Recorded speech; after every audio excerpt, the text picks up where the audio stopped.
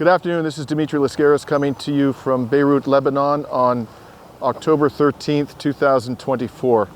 I'm currently in the southern suburb of Dahiya, which has been struck repeatedly by the Israeli military over the course of the past several months, and particularly during the last 2 or 3 weeks following the assassination of Hassan Nasrallah. Behind me is what remains of an airstrike that occurred on October 2nd. Over there, you'll see the wreckage of what was a warehouse, and the warehouse has obviously been completely demolished. Presumably, the Israelis would say that this was an ammunition storage facility, but there's absolutely no indication of that.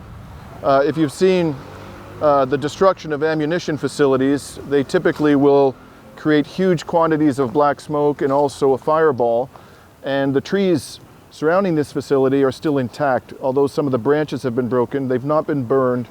There's no black smoke on any of the buildings. So it seems highly doubtful that this was in fact any kind of an ammunition storage facility. And not only did they manage to demolish this warehouse in what is considered to be a relatively affluent neighborhood by the standards of Beirut, in addition, this school behind me, the Mediterranean School, has suffered extensive damage. Now unfit for usage by the students who are being schooled there.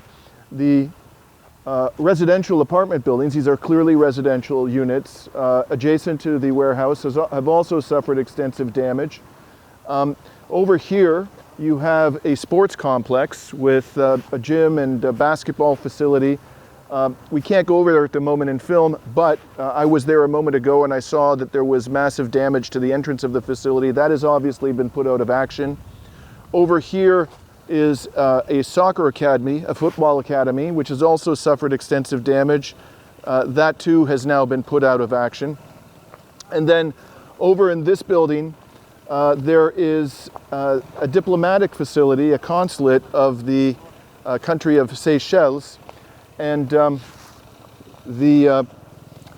number of the residents in this building were injured as a result of the debris flying up from the blast site.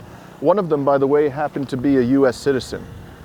So you'll see that these strikes that Israel is carrying out in Dahiya are having major impacts upon the civilian population, even when there's no demonstrable justification for the destruction of whatever target it is that they use as the pretext for striking here. We're going to continue our tour of Dahiya today, visit what other sites we're able to access to try to give you a sense of the damage that has been done and the death that has been inflicted upon the people of this war-ravaged part of Beirut. This is Dimitri Lascaris signing off now on October 13th, 2024.